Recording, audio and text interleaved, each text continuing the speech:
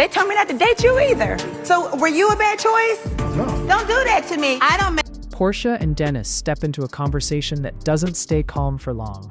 What starts as a discussion quickly turns into a back and forth that carries real tension. The focus shifts to boundaries, specifically around dating and what's acceptable after everything they've already been through. Your baby daddy's at the door. Is there a doorbell? Kinda. Ghetto. This house is too big to not have a doorbell. Hi. What's happening? What is this handshake? You early? Yeah. We just waiting for Torin to get here. What's up, man? Bring it in. How are you? Yeah. Torin is the guy who's gonna do the room out there. Oh, okay. Where PJ at? She upstairs with Bailey. Dang, there's some nice roses over there.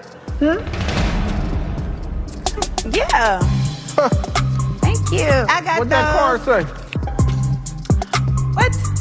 What card?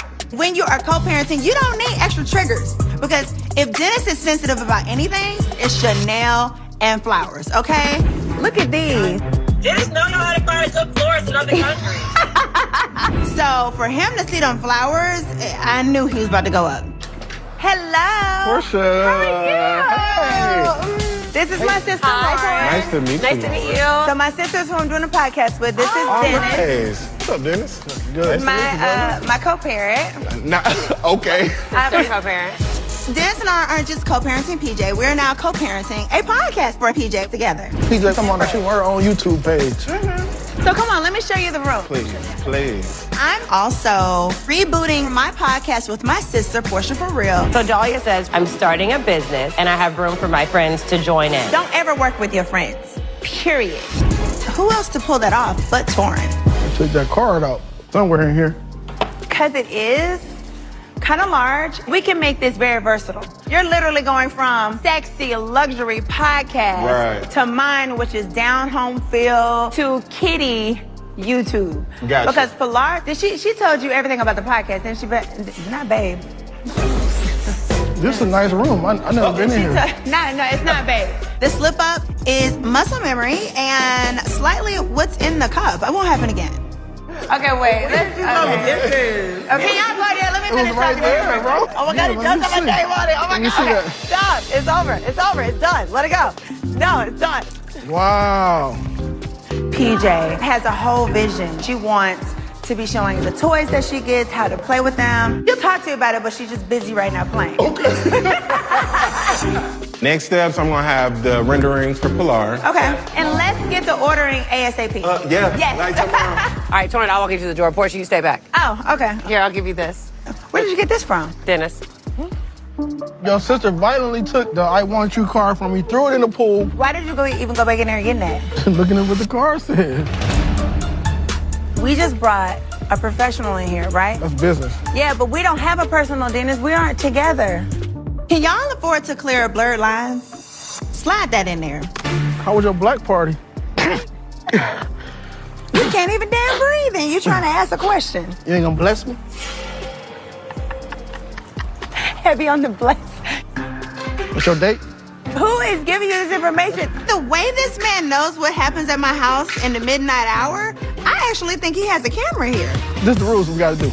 You can't date people we know, that we live in the same building with. I didn't know that you knew him. Number one, I did not spend the night over there at Mike's house, okay? Number two, I don't even know if they lived in the building at the same time, and if they did, that is not when I was talking to Mike. And three, Dennis doesn't even live over there anymore. He lives in his home with his girlfriend. Let's set this clear. Because when you get tipsy at night and you go texting all the things you text, I text you, was you on a date? Would you bring a black man to the black party? Well, it's a black party. Look, I will have a black man, okay? A black person Good with luck. me, whomever it is. You should let me make your something to help you with your decision. Because you don't be making good decisions because of me. If you would ever f***ing commit, then you would know what it means to have a breakup. Because I got with someone, I loved them, they loved me back, and the shit didn't work out. I told you it wasn't gonna work out. That's what happens. I That's told what you a divorce don't even is. date him anyway. You have been supportive of our relationship. I'm publicly supportive because that's the right thing to do because I want you to be happy. Publicly. Privately, it looked crazy.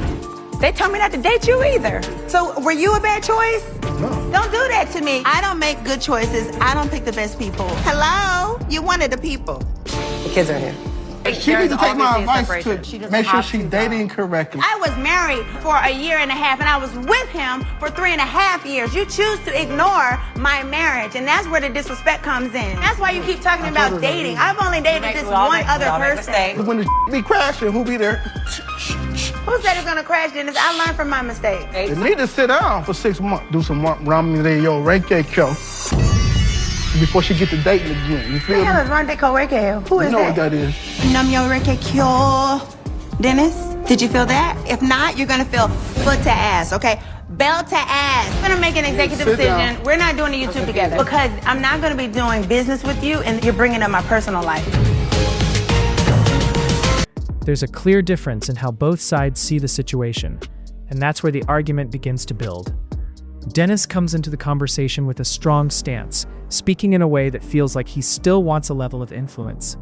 It's not direct control, but it leans in that direction. The tone suggests that certain expectations are still there. Porsha doesn't let that slide. The response is immediate and firm. There's no hesitation in pushing back against anything that feels limiting or unfair. The energy coming from her is about standing her ground and making it clear that things have changed. As the conversation continues, it becomes less about one specific issue and more about the bigger picture. It's about independence, respect, and understanding where the line is now. The tension rises because neither side is backing down. Each point leads to another, and the conversation keeps escalating instead of settling. What stands out is how personal it feels. This isn't just a casual disagreement. It's layered with history, which makes every word carry more weight. By the end, nothing is fully resolved.